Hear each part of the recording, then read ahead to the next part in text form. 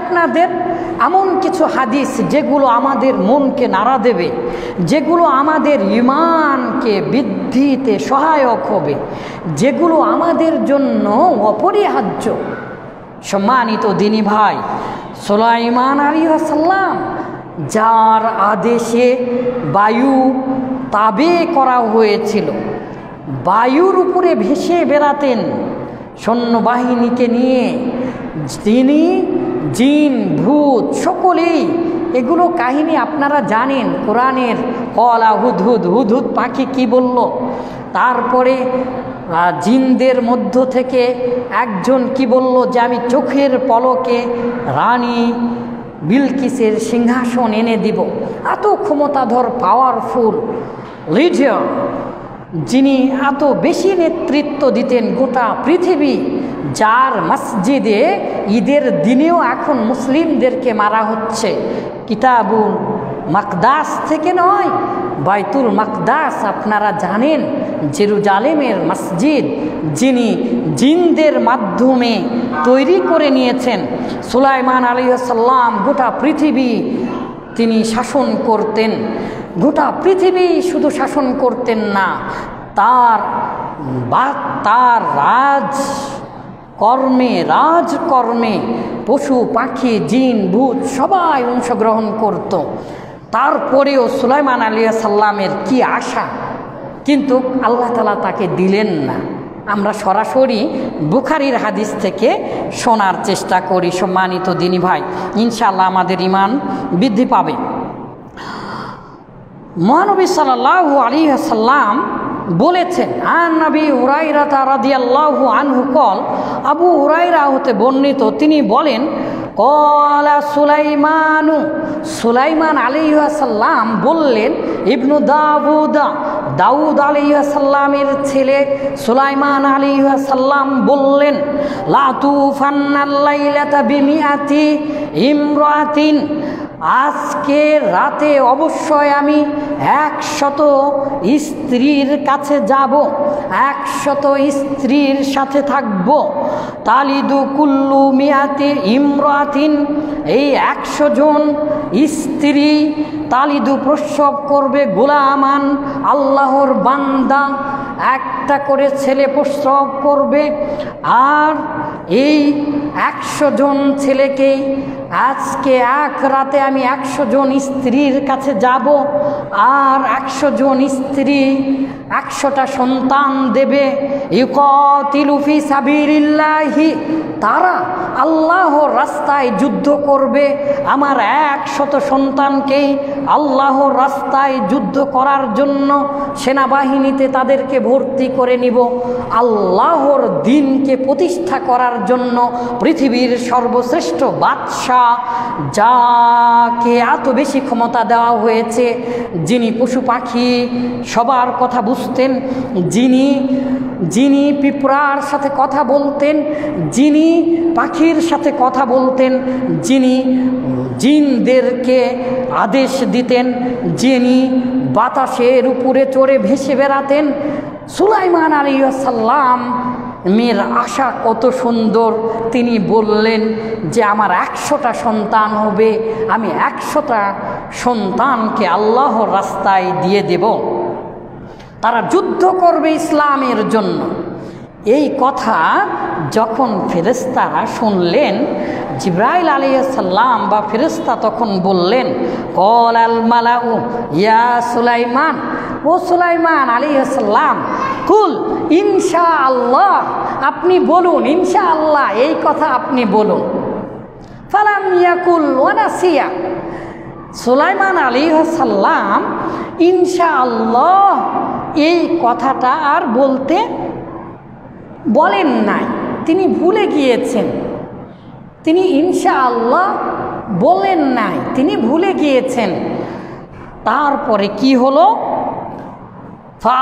ফাতাফা বিহিন্না ওয়ালাম তালিদ মিনহুন্না ইল্লা ইমরাতুন, ফাতাফা বিহিন্না, সেই রাত্রিতে সুলাইমান আলাইহিস সালাম সকল স্ত্রীর কাছে গেলেন। ওয়ালাম তালিদ মিনহুন্না, তাদের কেউ সন্তান গর্ভধারণ করে নেয়, কেউ সন্তান প্রসব করল না, ইল্লা ইমরাতান, একজন স্ত্রী ব্যতীত।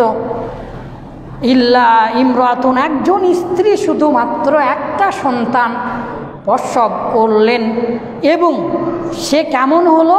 নিসফাল ইনসান, বিকলাঙ্গ, অর্ধমানব, অর্থাৎ বিকলাঙ্গ, হাত পা যাই হোক কিছু ছিল না, যাকে দিয়ে যুদ্ধ করানো যাবে না। ক্বালা রাসূলুল্লাহ সাল্লাল্লাহু আলাইহি ওয়াসাল্লাম, এবারে আমাদের রাসূল মুহাম্মাদুর রাসূলুল্লাহ সাল্লাল্লাহু আলাইহি ওয়াসাল্লাম বললেন, লাউ ক্বালা ইনশাআল্লাহ লাম ইয়াহনাস। সুলাইমান আলাইহিস সালাম যদি বলতেন ইনশাআল্লাহ, তাহলে আল্লাহ তাআলা তাকে বিমুখ করতেন না, আল্লাহ তাআলা তাকে 100টা সন্তানই দান করতেন। সুলাইমান আলাইহিস সালামকে সমস্ত পৃথিবীর বাদশাহী দেবার পরেও যে সুলাইমান আলাইহিস সালামের কাহিনী কোরআনে বর্ণনা করা হয়েছে, এবং মহান আল্লাহ তাআলা নিজে বলেছেন, সুলাইমান, তারা বলল এই যে এত নিয়ামত, এটা আল্লাহ তাআলার পক্ষ থেকে, শুধুমাত্র তাদের উপরে রহমতের কথা বলছিলাম না? আপনারা কি ভুলে গিয়েছেন? প্রথম হাদিসটা কি বললাম? রসুল মুহাম্মদ সাল্লাল্লাহু আলাইহি ওয়াসাল্লাম জান্নাতে যেতে পারবে না যদি রহমত না থাকে। পৃথিবীর কেউ জান্নাতে যেতে পারবে না যদি আল্লাহ তাআলার দয়া না থাকে। এই জন্য রহমত, এই রহমত পাবার পরেও দেখুন ইনশাআল্লাহ বলে নাই বলে সুলাইমান আলাইহিস সালামকে আল্লাহ তাআলা দিলেন না। এছাড়াও সূরা নুন কলামের মধ্যে আমরা এরকম একটা কাহিনী মহান আল্লাহ তাআলার ভাষায় জানি। সম্মানিত দিনী ভাই, আমরা জানার চেষ্টা করছি আল্লাহ তাআলার রহমত প্রাপ্ত হওয়া যায় কিভাবে। মহানবী সাল্লাল্লাহু আলাইহি ওয়াসাল্লামের ওই হাদিসগুলো যেগুলো আমাদের অন্তরকে নাড়া দেবে। মহানবী সাল্লাল্লাহু আলাইহি ওয়াসাল্লাম বললেন, শোনো, তোমরা কিভাবে থাকবে। হাদ্দাথানি মুহাম্মাদুন, মুহাম্মদ মুজাহিদ হতে বর্ণিত, তিনি বলছেন, আন আব্দুল্লাহ ইবনে ওমর রাদিয়াল্লাহু তাআলা আনহুর ছেলে, ওমর রাদিয়াল্লাহু তাআলা আনহুর ছেলে আব্দুল্লাহ, তিনি বলছেন, আখযা রাসূলুল্লাহ সাল্লাল্লাহু আলাইহি ওয়াসাল্লাম বিমানকাবি, আমার দুই কাঁধের উপরে হাত দিলেন, আমাকে আদর করলেন, আমার কাঁধ ধরে রাসূলুল্লাহ সাল্লাল্লাহু আলাইহি ওয়াসাল্লাম বললেন, কুন ফিদ দুনিয়া, হে ইবনে ওমর, তুমি দুনিয়াতে বসবাস করো।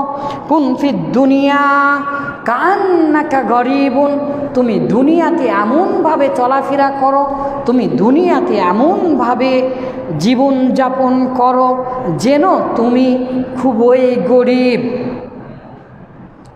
রাজা বাদশাহের জীবনে দুনিয়াতে সুখ আসবে না। আপনার যতই সম্পদ থাক না কেন, আপনাকে গরিবী হালতে জীবনযাপন করতে হবে।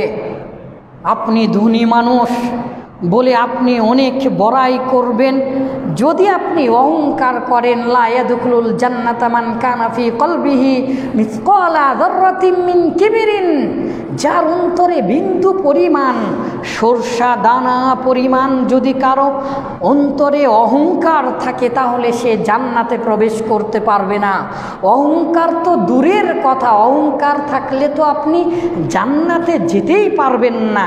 কিন্তু আপনি যতই ধনী হন না কেন, আপনাকে গরিবী হালতে জীবনযাপন করতে হবে। আও আবিরু সাবিলিন, অথবা তুমি দুদিনের পথিক। পথের মধ্যে যেমন অনেক কিছু নেওয়া যায় না, সফর অবস্থায় যেমন প্রয়োজনীয় জিনিস ছাড়া অনেক কিছু নেওয়া যায় না, তোমার জীবন চলার জন্য যেটুকু দরকার সেটুকু সেভাবে নিয়ে তুমি তোমার এই দুনিয়াবী জীবন অতিবাহিত করো। وكان ابن عمر رضي الله عنهما يقول ওমর রাদিয়াল্লাহু তাআলা আনহুর ছেলে আব্দুল্লাহ প্রায় প্রায় বলতেন, শোনো ওই মুসলিম জাতি, ইদা আমসাইতা ফালা তানতাযিরু